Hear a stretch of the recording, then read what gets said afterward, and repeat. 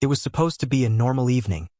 Cameras flashing, supporters cheering, and Charlie Kirk walking off stage after another fiery speech. But within minutes, everything turned upside down. Witnesses say they heard what sounded like fireworks, until the crowd started screaming. Chaos broke out. Security rushed the stage, and people were yelling that Charlie had gone down. Official reports say the incident happened just after 9 p.m., right outside the convention hall. Police sealed off the area within minutes, but footage from that night shows confusion everywhere. No one seemed to know where the shooter was or how he got that close. Within hours, rumors spread online. Was it political? Personal? Random? The media moved fast, but every version of the story seemed to leave out one crucial detail.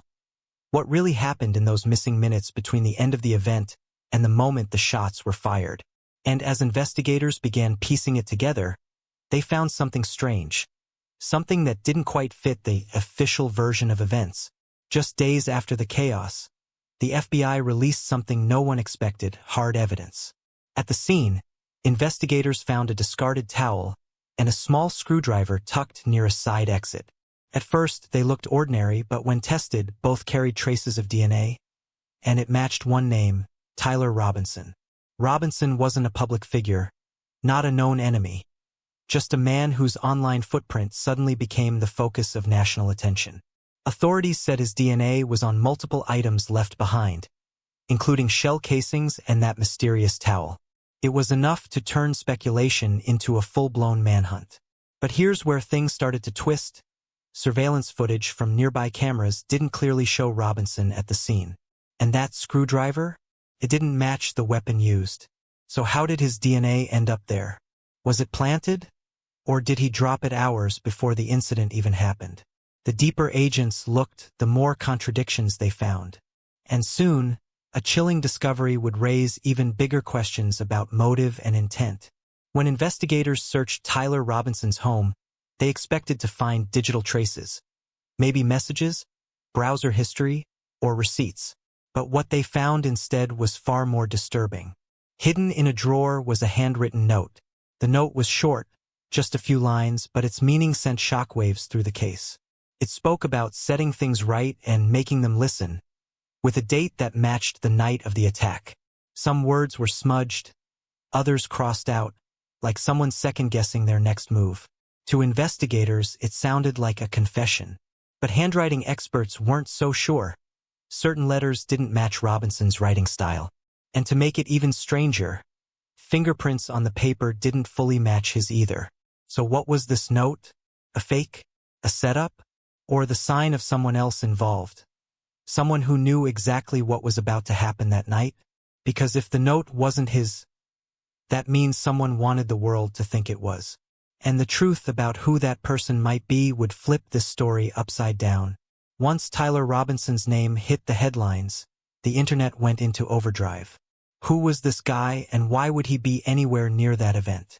On paper, he seemed like just another 28-year-old, quiet, average job, small online following. But dig a little deeper, and the picture gets darker. Old posts showed frustration, late-night rants about corruption, and claims that the system was rigged. Friends said he'd grown distant, obsessed with exposing what he called media puppets. But here's the catch. People close to him also said Tyler wasn't violent. In fact, some claimed he'd recently talked about turning his life around, even attending community meetings. So how does a guy like that suddenly become the face of a national investigation? Some say he was radicalized online. Others believe he was framed, an easy target with a messy digital trail.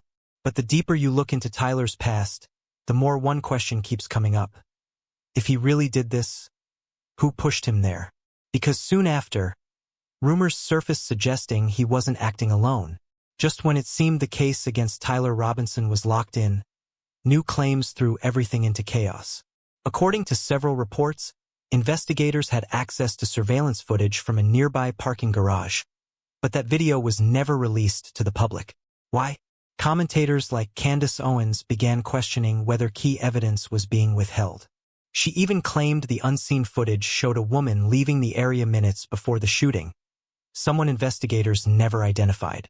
That single claim lit up the internet, fueling theories that the case wasn't as clear-cut as authorities made it sound.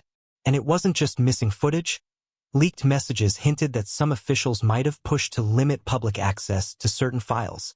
If true, that means parts of the investigation could have been deliberately kept out of sight.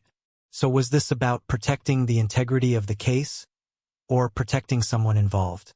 Because if the footage really does exist, and it shows what people say it does, then the story of that night might be far from over.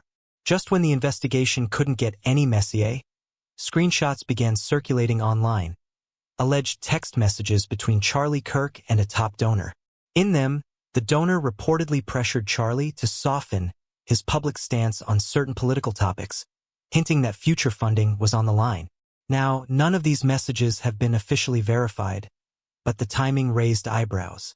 The texts supposedly appeared just days before that fateful night, and they mentioned an event that matched the one where the incident happened. Coincidence?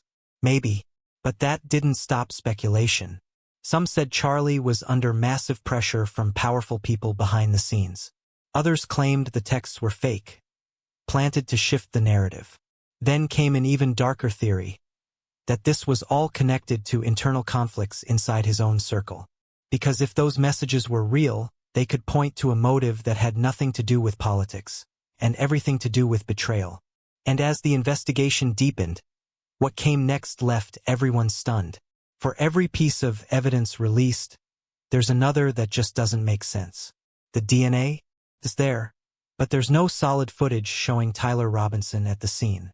The note, handwriting and fingerprints don't perfectly match.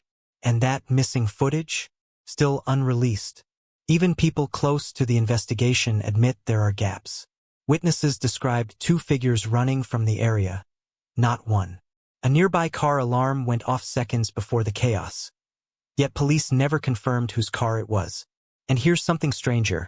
Phone data from that night shows a signal ping from Tyler's device several blocks away at the exact same time shots were fired. So was this a setup? A cover-up? Or something else entirely? Every new answer only raises more questions. Because after months of investigation, one thing's become clear. The official story might not tell the full truth. And the final piece of this mystery could change everything we think we know about that night. After months of rumors, leaks, and theories, one question still hangs in the air. What really happened to Charlie Kirk that night? The evidence paints a picture full of contradictions. DNA that doesn't match the timeline, footage that's never been shown, and a suspect whose story doesn't add up. Some people believe Tyler Robinson acted alone, a man driven by obsession and anger. Others think he was a pawn, caught in something much bigger, maybe something he never even understood. And as for that mysterious note and the missing footage, they're still locked away, labeled under review.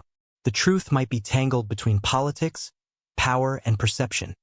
And until those final details surface, nobody can say for sure who's telling the real story. One thing's certain, though, every time new evidence comes out, the official version looks less and less complete. So now, the question isn't just what happened that night, it's who doesn't want us to know.